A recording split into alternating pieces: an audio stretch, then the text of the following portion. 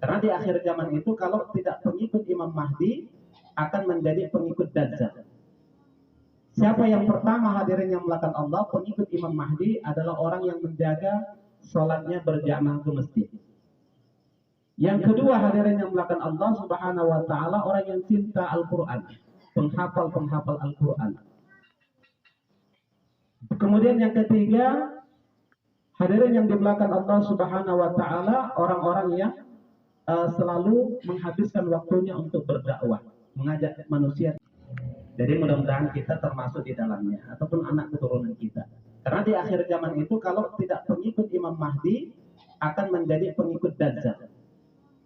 Siapa yang pertama hadirin yang melakukan Allah, pengikut Imam Mahdi adalah orang yang menjaga sholatnya berjamaah ke masjid. Yang kedua hadirin yang melakukan Allah Subhanahu wa taala, orang yang cinta Al-Qur'an, penghafal Al-Qur'an. Kemudian yang ketiga, hadirin yang dimulakan Allah Subhanahu wa taala, orang-orang yang selalu menghabiskan waktunya untuk berdakwah, mengajak manusia taat kepada Allah. Kemudian yang keempat adalah orang yang ahli zikir, orang yang banyak menghabiskan waktunya untuk berzikir, mengingat Allah Subhanahu wa taala. Jadi hadirin yang melakukan Allah, tiga golongan ini, pertama tadi adalah orang-orang yang cinta terhadap Al-Qur'an, menghafal Al-Qur'an, kemudian orang-orang yang ahli dakwah, kemudian yang ahli zikir. Mudah-mudahan kita termasuk salah satu di antara itu. Hadirin yang dimulakan Allah, di akhir zaman ini hadirin yang dimulakan Allah, kita kadangkala hadirin yang dimulakan Allah sulit untuk membaca Al-Qur'an. Kenapa? Karena tipu daya Dajjal salah satunya adalah gara-gara HP hadirin. Karena di HP ini banyak yang melelehkan kita. Adanya Facebook, Pak ya. Kalau buka HP berjam-jam kita tahan. Membaca Al-Qur'an berapa menit saja sudah ngantuk. Ada Facebook, ada WhatsApp, ada TikTok, dan lain sebagainya hadirin yang dimulakan Allah, yang semua akan melelehkan kita. Kemudian hadirin yang dimulakan Allah Subhanahu wa taala,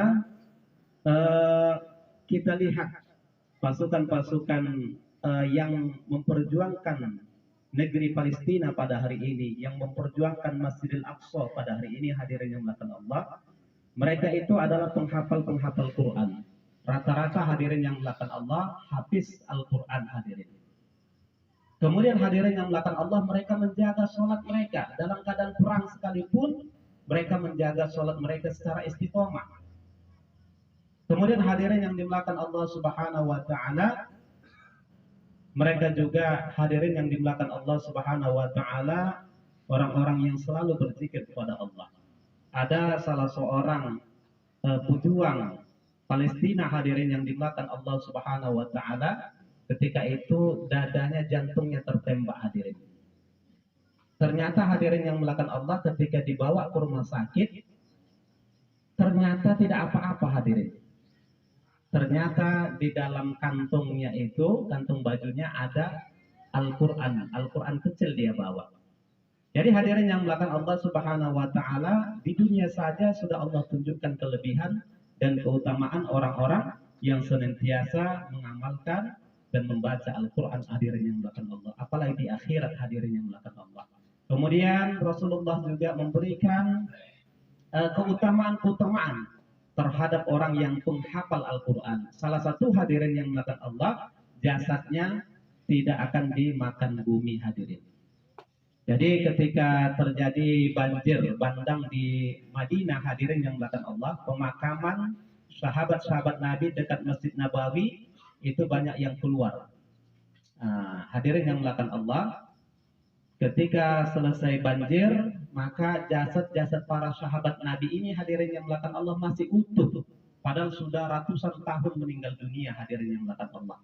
Bahkan sebagian daripada kain kafannya itu ada bercak-bercak darah ketika berjuang di jalan Allah. Begitu juga di Uhud hadirin. Karena di bawah gunung Uhud itu, di sana dimakamkan para syuhada. Salah satunya adalah paman Rasulullah SAW, Hamzah. Itu juga pernah terjadi banjir hadirin. Seluruh makam-makam yang ada di sana keluar juga, dan semuanya utuh hadirin yang melakukan Allah.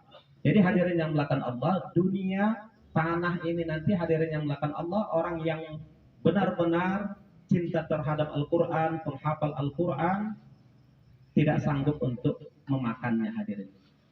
Cacing, begitu juga makhluk-makhluk yang ada di dalam tanah ini tidak sanggup memakannya.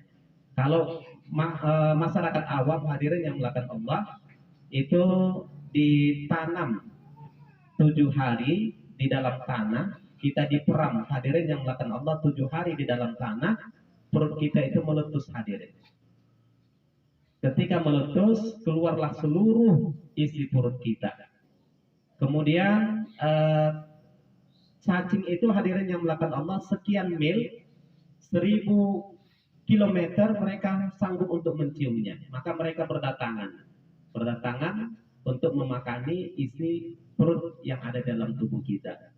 Maka hadirin yang melakukan Allah Subhanahu wa taala, mari hadirin yang melakukan Allah, karena ini akhir zaman, kita anak-anak kita hadirin yang melakukan Allah, kita tanamkan kepada mereka cinta terhadap Al-Quran, cinta terhadap agama. Nah, kita masukkan anak-anak kita pesantren hadirin yang melakukan Allah. Kenapa hadirin yang melakukan Allah? Karena ketika mereka di pesantren, mereka akan belajar agama. Hari ini hadirin yang melakukan Allah di sekolah-sekolah umum, belajar agama sangat sedikit sekali. Nah, bahkan hadirin yang melakukan Allah ketika hendak menikah, doa mandi wajib banyak yang tidak hafal. Bahkan tidak hanya itu, ketika kita suruh untuk membaca syahadat saja, banyak yang tidak dapat hadirin. Nah, jadi hadirin yang melakukan Allah Subhanahu wa taala, mungkin cukup demikian. Sekali lagi saya mewakili dari sahabat-sahabat semua, ahli takziah pada malam ini, pertama mengucapkan kiranya kepada seluruh ahli duka, kiranya bersabar dalam menghadapi ujian yang Allah berikan ini. Tanda kita cinta kepada suami, tanda kita cinta kepada orang tua, maka sepeninggalnya kita harus lebih taat kepada Allah. Amal ibadah kita harus lebih meningkat kepada Allah. Inilah tanda cinta seorang anak kepada orang tua, dan jangan sampai lupa dalam mendoakannya. Begitu juga kami semua mengucapkan semoga kiranya abangda kami almarhum daripada abangda Amnan Siregar, semoga kiranya Allah Subhanahu wa taala mengampuni segala dosa-dosanya, kemudian melipatkan segala amal kebaikannya, dan Allah jadikan kuburnya salah satu daripada taman-taman surga. Amin ya rabbal alamin. Demikian, kurang lebih banyak maaf. Subhanallah bihamdi, subhanakallah wa bihamdika, asyhadu an la ilaha illa anta, astaghfiruka wa atubu ilaik. Assalamualaikum warahmatullahi wabarakatuh.